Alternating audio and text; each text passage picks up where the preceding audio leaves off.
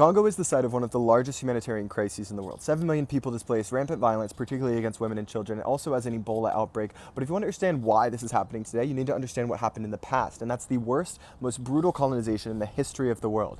Congo was first colonized by the Belgian King Leopold II in the 1860s. And I'm saying the king, not Belgium, because while the Democratic Republic of the Congo, which is one of the largest countries in Africa, both by size and by population, 110 million people. Back then, in the 1860s, around 10 million people probably lived in Congo. We're not sure because there was no written or writing system of the 250 different ethnic tribes that reside in Congo. And it wasn't colonized by Belgium at first. It eventually became a Belgian colony. But first, it was colonized by King Leopold, who was a real piece of work, a villain of historic proportions. He colonized the Congo. He lied to the world and said he was doing it to stop the proliferation of slavery. He wanted to outlaw slavery, build schools and hospitals. Instead, he sent a bunch of brutal thugs there to steal ivory. Ivory is from elephant tusks. And at the time, that was how he thought he could extract money. But as time went on, he realized, oh, I can get rubber from this place. And he basically enslaved the entire population into forced labor. He did so because the native tribes in the Congolese region, that's the area where the big Congo River goes through. It's very jungly, and it has a lot of resources. Today, those are rare earth minerals, but back then it was rubber, and eventually mining, even while the Belgians were there. But they didn't have a written writing system. None of these tribes and different linguistic groups did. And so he wanted a paper trail so that to the rest of Europe and the world, he could be like, no, they signed over their land to me. So he got all these different tribes to sign over their land and their labor for all time. For all time. So he was lying to the world, saying that he wanted to abolish slavery, and instead he was stealing all this money to build a bunch of villas in the south of France. He was awful. He hated Belgium. He didn't speak Flemish, which was the language most of his population spoke at the time. He hated his wife and children. His big goal in life was to disinherit his daughters, who he hated. He was so happy when his wife died so that he could marry this 16-year-old prostitute. He truly is awful, but what he did in the Congo is even worse than all that, because what he did in the Congo was enslave all these people in one of the most brutal ways imaginable. He would tie people up, they would work them to death. His force publique, which was like this military armed gang of thugs that was his personal army, he didn't want them to waste bullets as they forced these Congolese people to basically disassemble steamboats and carry them 200 miles through mountains and jungle, because that's why no one had colonized the Congo yet. It wasn't that the rest of the Europeans had good of their heart for the Congo. It was that it was too jungly, infested with different diseases that the Europeans weren't used to, and there were these rapids in the Congo River that you couldn't get past with the steamboat. So he, using forced labor, got people to disassemble these steamboats. And if someone either collapsed or wasn't doing what they were told, they were to be shot. But he didn't want the force publique to waste bullets.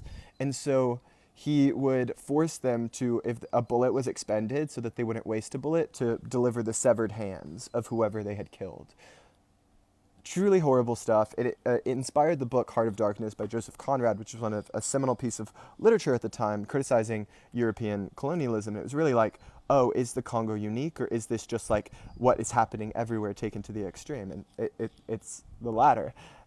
It was probably worse than other colonizations, but all colonizations subjugated the populations, was brutal. Eventually word got out and photographs from missionaries got out about what was happening in the Congo, the scale of the atrocities.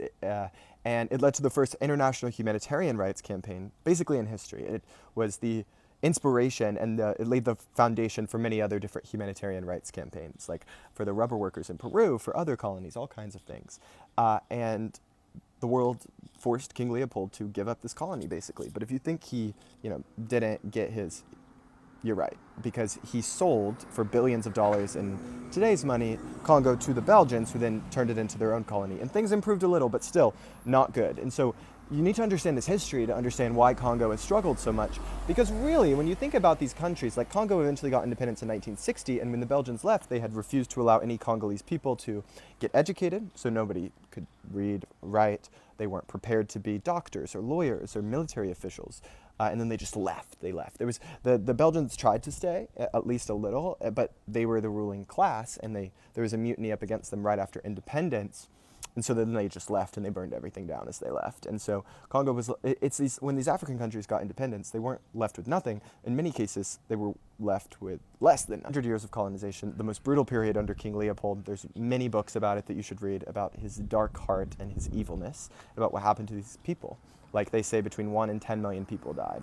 That is a scale of atrocity, like unfathomable. Like, and so when Congo eventually got independence in 1960, it was from this guy Lumumba. So Lumumba was this Pan-Africanist, like meaning let's all unite and like fight this colonization, that ideology that was rising at the time. And when these African colonies were all getting independence around 1960, 1970s, it was normally led by one charismatic person who became like this, like a founding father of this movement, and that was Lumumba. And Lumumba was not the best administrator, so he really struggled as a leader at first, but nobody was doing him any favors. He didn't even learn how to read and write in a school, because again, Congolese people weren't allowed to go to school. So he learned how to read and write in public libraries, and then he eventually became a civil servant, and then he got in prison for embezzling, and then he had this like come to Jesus moment in prison, and he led this independence movement, and then he became the first premier like elected of the Congo.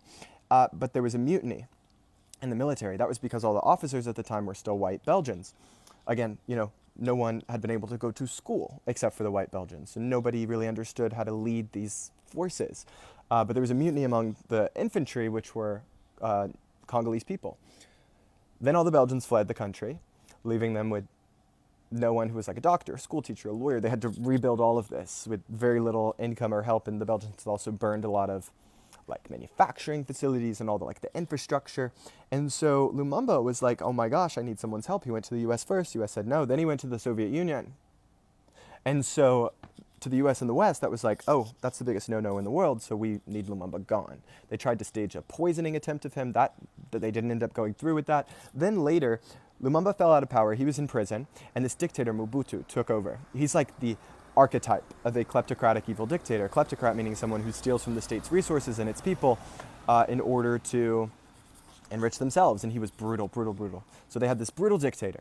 Lumumba's in prison, but as that's happening, 10 years later, it's like rising. People are rising, like thinking about like, oh, we miss Lumumba, like let's bring Lumumba back.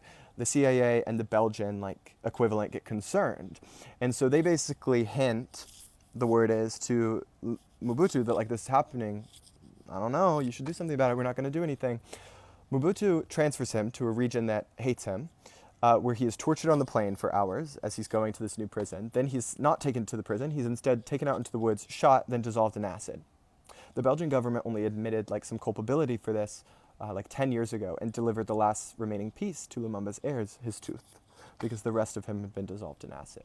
So we've robbed this nation now, the West, of the independence leader. They've oppressed these people for so long. And after this period, Mobutu leads for a few decades, and then it descends into civil war and violence. It lasts for 20 years, one of the most brutal civil wars, violence. Because you also remember, this is a huge country where no one ethnic group is more than 8% of the population. It has 250 different languages and ethnic groups, basically.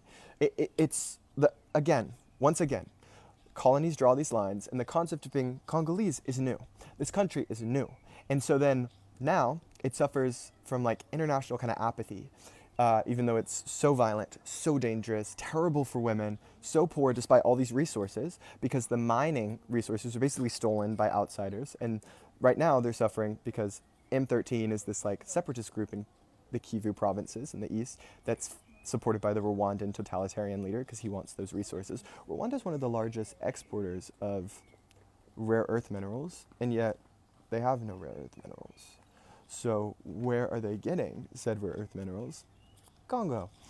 And so that's why they support that leader. There's also another group, the Allied Defense Forces, that's affiliated with ISIS, like the Islamic State. ISIS doesn't really exist as much anymore. ISIS was Islamic State of Iraq and Syria, but the Islamic State is an international terrorist organization that's really found a place in Africa and is wreaking havoc, particularly in Congo, Mozambique, which is a former Portuguese colony, on the east coast of Africa, near Tanzania, and in Mali. Mali is suffering a lot from Al-Qaeda. But this is all just to say that Congo has not been independent very long and suffered so much, and it doesn't get our attention because it's hard to understand, and it's far away.